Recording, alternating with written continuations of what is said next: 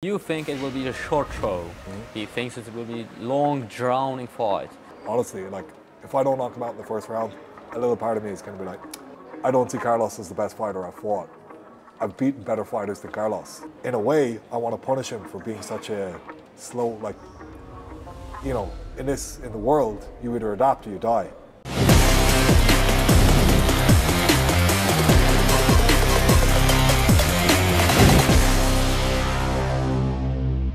With me after the shooting of Face to Face for Oktagonu, here is Will Fleury. Thank you. So, Will, you've mentioned earlier that you wanted this meeting face to face be much earlier in Bratislava, so you won't interrupt your training camp. Obviously, you've need to come by this, like, it's early December. Did it interrupt your training camp at all? And how is your training camp now? Not really.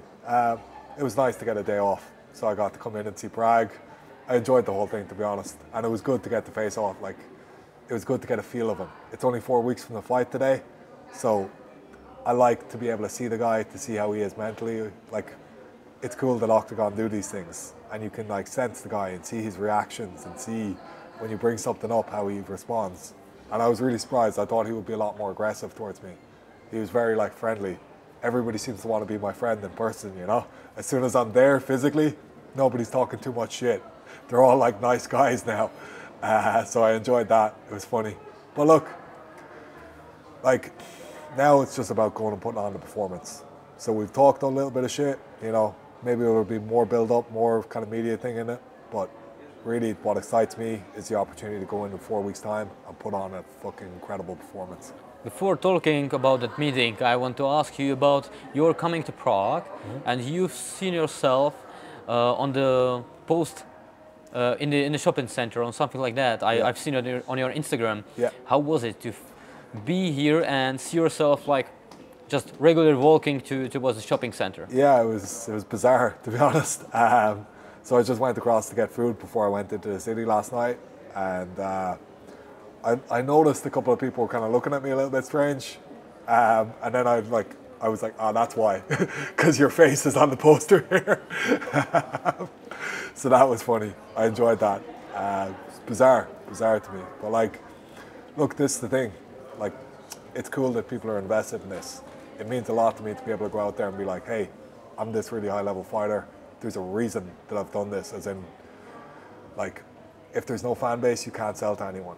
So now, like, there's a talent here, there's something that I've worked on for 15 years to be damn good at, and if people care about that, fucking amazing, we can do great things. Let's see there. What a place to scrap. You wrote on Instagram. Yeah. So what a place to scrap. Does it mean any pressure to you? No, it's beautiful. Like, as in, look, you earn these moments is how I feel. So, like, when you're a kid and you fucking start fighting or you start doing any sport, you want it to be like, oh, you know, I'm going to be the champion in this thing, or I'm going to be the champion in that thing. Or, like, you know, I played rugby as a kid. So I used to, like, visualize scoring a try in the final of the Six Nations and, you know, everyone's cheering your thing. It's like, now you've made that a reality in this. You know, you have the chance to knock out the guy that everyone thinks is amazing here. Incredible. Like, I've earned that. That's the thing that I've gone, I'm done. Like, look, when I made this video back in February, whenever it was, like, this was the vision I had. I'm creating this. That feels amazing. Like, right now I feel like everything I'm touching is turning into gold because I'm kind of setting up the universe the way I want it to be and going and fulfilling it. And I have a lot more stuff that I want to do. So the kid in me, the, like, little ambitious guy who's like, hey, that's your dream, go and follow that thing. Like, I've made that guy real, and I've made all this real. And it's very exciting to think of how much more I can make real. I remember your quote from the shooting scene, and you've said that it's maybe not the biggest moment in your career, but it's the biggest, like, footstep or something like that, you said? Maybe biggest opportunity. Maybe biggest opportunity to step up. I think what I meant was, it's probably not the biggest challenge from a fighter point of view, but it's definitely the biggest opportunity from a promotional point of view. Okay. So I don't see Karlos as the best fighter I've fought. He's not a bad fighter. I'm not trying to dismiss his legacy. I think he's done a lot of good things in sport. I think he's showed up and he's performed at big events a lot of times, and he deserves respect for that. But I've beaten better fighters than Karlos already. and I'm going to go in and put on a clinical performance and show, holy shit, this guy's on a totally different level against Karlos. But yeah, it is the biggest opportunity promotionally that I've been given. So if I go out and I do this, it's giving me the opportunity to leave a legacy, or like leave an emphatic statement with the Czech fans. What do you expect from the crowd? So we've mentioned that even if they are like booing you, you are excited as well. Yeah. You are not bothered. Nah. So why is that? Because it's an energy. People care. Like the worst thing when you fight is you go and you train and train and train and you work so hard for this thing. And if you win, it's like, oh, okay, great, well done. It's like, well, I want everyone to feel that. I want everyone to know what I went and did here. You know, I've put so much time and effort and energy into this thing. Like, people should fucking care about this. So even if they're there to boo me and they're like, this guy, he's an asshole, blah, blah, at the end of it all, you're going to go, fuck, that guy's a damn good fighter. So it's the opportunity, like, if I'm walking out there and you're invested in Karlos like winning and it's something emotional to you, amazing. Because you're about to see me go out and perform. Like, and you care about the performance. You're going to remember it.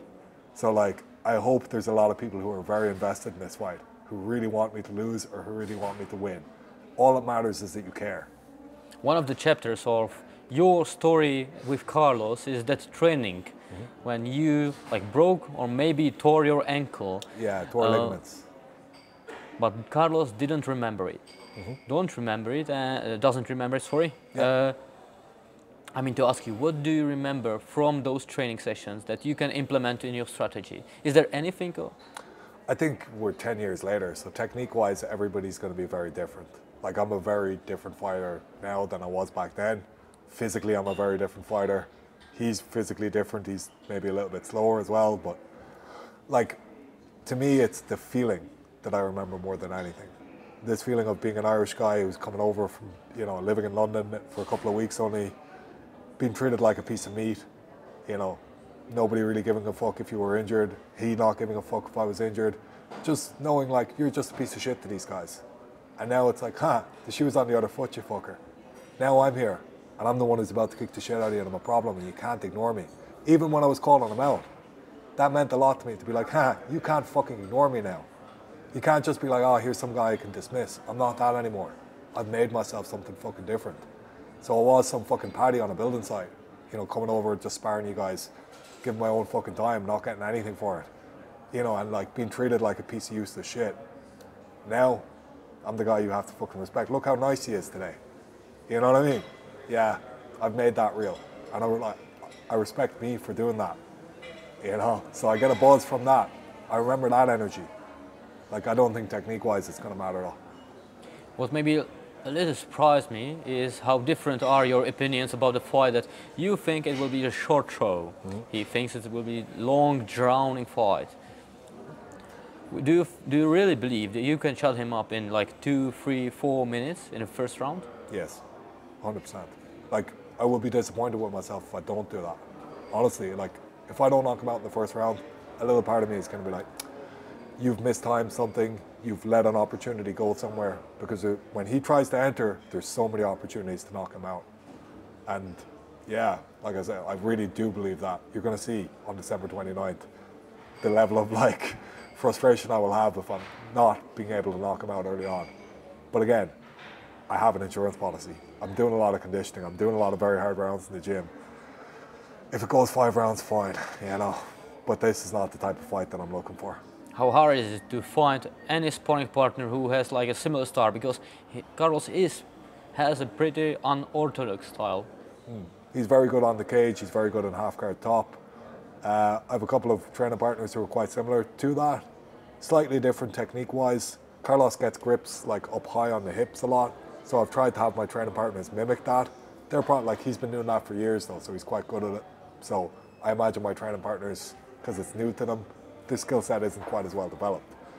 But overall, man, he's invested very little time in becoming a better fighter by the looks of it. He's the same guy he was 10 years ago. He has the same skill set he had 10 years ago. The reason he's good at the things that he's doing is because he's never tried to do much else. I want to be constantly better. I want to be a way better fighter in 3 years' time than I am now. That's what drives me. That's why I get up in the morning and fucking train my ass off, because like, it's an ever increasing skill set. I'm not doing the same thing I was doing 3 years ago. I want to keep getting better at a new skill. you know, find new things, be better at the new thing, find, like, add a new weapon to my game. He's had the same weapons for 10 years now, and it, like, in a way, I want to punish him for being such a slow, like, you know, in the world, you either adapt or you die. This is why we've been the species that survive. You know, we're thriving as a species because we've adapted better than anybody else to our environment. He hasn't adapted the new game. Like, there's so many fighters out there who are doing incredible things. Karlos couldn't fucking land the glove on a lot of these guys. And I'm excited to, like, keep up with this, to keep up with the movement, and also to thrive within it. Because I have a lot of experience, and there's a lot of new technique out there. So I'm going to be experienced, but with the new technique. I would just argue that he improved much by his dirty boxing. When you look at his fight against Kinsel, there was not much of it. He was like just holding the cage, trying to get the double leg or single leg. But now with Attila, he did elbows, hammer fist as well, short punches. Can you really prepare for this dirty style of fighting, of wrestling? Of course. Because it's not common in training session. You just start in a position, holding the grip and trying to get the takedown. You are at the back, trying to defend it, trying to break or turn him to the cage. Is there any space for this dirty techniques, elbows? Because it can be dangerous in training session. Of course.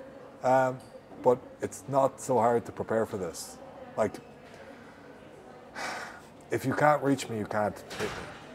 I can touch him from further away than he can touch me. If my footwork is good enough, you now have to enter. To enter, you have to be able to grab me, yeah? To control me, you have to have a grip on my body. While that's happening, you can't hit me. So as long as I have a sense of all of those things and I know where his hands are going to have to be to do things, it's pretty easy to predict what he's about to try to do. He doesn't, you're saying like, oh, his dirty boxing is amazing, yeah? With this dirty boxing style, Pirate knocked him out. It only took him a round, like less than a round. And people are like, oh, but he was trying to box him. Yeah, it's like, because his boxing isn't good enough. He's not protecting himself while he's throwing these punches. There's huge opportunities. Yeah, look, the guy's doing things. He's like, you know, you're saying, oh, his dirty boxing's a lot better. To me, it doesn't look good. It's like, yeah, you're winging punches, you're throwing something, but what are you giving away to do that? You're giving a lot away. There's huge opportunity within that. You've mentioned as well in the face-off show, you've said that there is not enough challenges in your division after you beat. After you beat Karlose Vémoly, yeah. There is maybe Popek or Justice or maybe the French guy. Montagnac, yeah. Montagnac. Do you really consider moving down so quickly to the middleweight and going to a game changer? Yes, it'll be difficult. But again, like I said, chasing that big goal is what you really want. Like, that's the most exciting thing you can do. If there are legit challengers, if Popek shows himself to be a great fighter in a week's time, like in Munich, great. I'll stay up and I'll defend the belt against Popek. But after that, they're going to need to sign somebody else in. At middleweight, there are some good guys. There are a lot of guys I'd be excited to fight. I can make that weight if they give me time. If they put me in the later cards, like at the later card for February, I think I can make that weight. But look, first things, let's deal with Karlos. So we're all asking about the Game Changer tournament. Yeah, it's something I would be excited about in the future. But now I'm dealing with the present, and I'm chasing that goal. And the goal is Karlose Vémoly on December 29th. So we will see how it's going to go here in O2 Arena in 4 weeks time. So thank you for your time. Cheers. Thanks very much.